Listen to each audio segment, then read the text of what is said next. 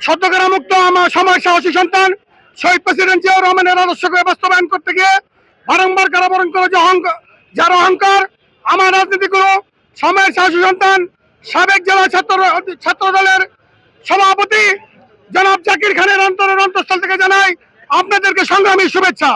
সংগ্রামী সাথী বন্ধুরা আমার, দীর্ঘদিন এই 17 বছর 15 বছর এক ফ্যাসিবাদী সরকার এই নারায়ণগঞ্জ থেকে শুরু করে তথাকথিত সমগ্র বাংলাদেশের মধ্যে গণতন্ত্রকে হরণ করেছিল। আমরা রাজপথে সংগ্রাম করেছিলাম। তত্ত্বাবধায়ক সরকারের আমলে তত্ত্বাবধায়ক সরকার দিয়ে নির্বাচন চেয়েছিলাম, এটা আমাদের বিএনপির অপরাধ ছিল। দীর্ঘদিন আন্দোলন সংগ্রাম করেছি। এই সরকার একের পর এক বিনা ভোটের মাধ্যমে এই বাংলাদেশে ফ্যাসিবাদী সরকারের রাজত্ব কায়েম করেছে এই শেখ হাসিনা সরকার।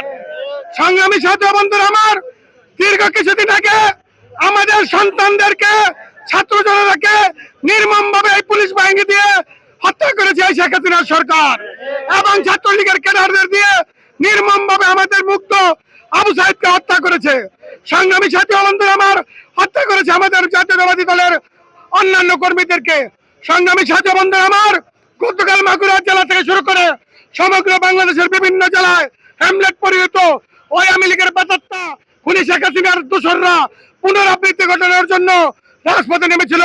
আজ তাই প্রতিবাদে সময়ের সাহসী সন্তান সদ্য কারামুক্ত জাকির খানের নেতৃত্বে আমরা এই বিক্ষোভ সমাবেশ করেছি। এই সমাবেশে যারা অংশগ্রহণ করেছেন সকলকে জানাই আমার অন্তরের অন্তঃস্থল থেকে আন্তরিক ধন্যবাদ।